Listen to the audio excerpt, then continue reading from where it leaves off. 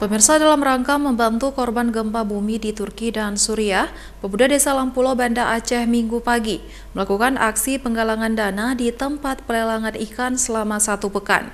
Dana tersebut nantinya akan disalurkan melalui pemerintah kota kepada para korban di negara tersebut.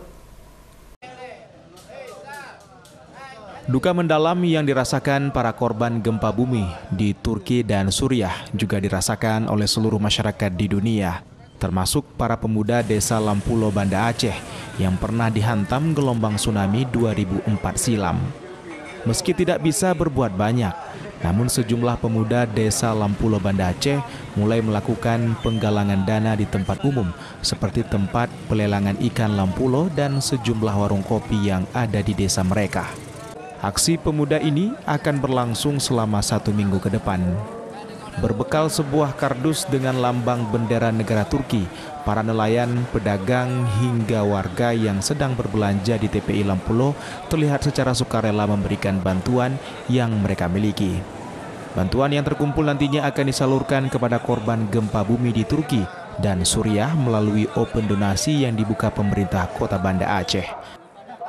Tujuan galangan dana ini adalah untuk berpartisipasi pertama sekali himbauan daripada pemerintah yang terutama sekali khususnya kita sesama umat Islam untuk membantu meringankan beban gempa bumi yang terjadi di Turki.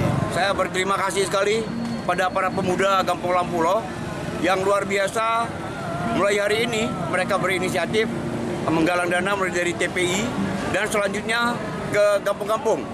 Jadi mereka akan menggalang dana lebih kurang dalam waktu seminggu untuk masyarakat warga Turki yang sedang tertimpa musibah. Bagi warga Lampulo, desa yang pernah luluh lantak dihantam gelombang tsunami Aceh dan menelan korban meninggal dunia 4.500 jiwa ini, merupakan musibah yang hampir sama dialami oleh umat Islam yang berada di negara Turki dan Suriah. Dari Banda Aceh, Syukri Syarifudin, iNews melaporkan.